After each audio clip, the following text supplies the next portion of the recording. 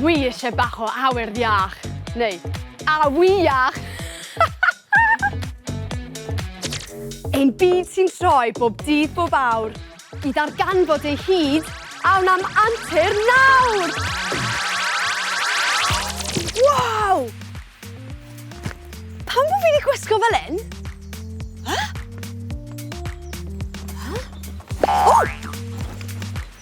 Waw! Oh, waw!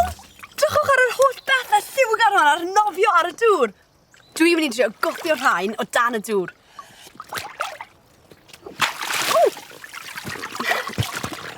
Oh, mae fe'n anodd.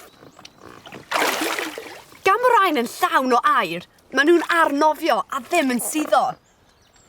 Reit te, dwi'n mynd I chwarae. Ond cofiwch, byddwch yn ofalus, rhaid cael oedolyn gyda chi drwy'r amser wrth y dŵr.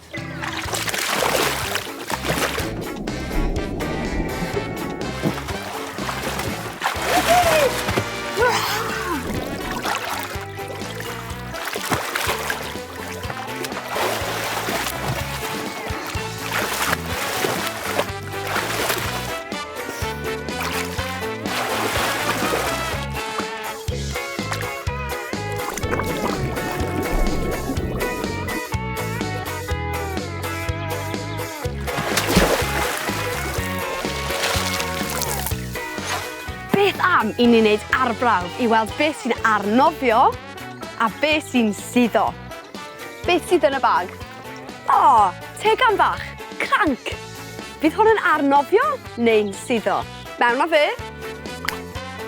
O, arnofio! Goggles nofio. O!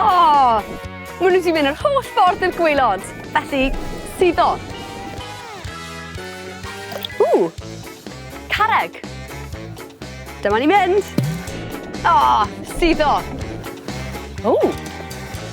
Llwy. Suddo. O, pêl tennis. Sa'n siŵr am hon.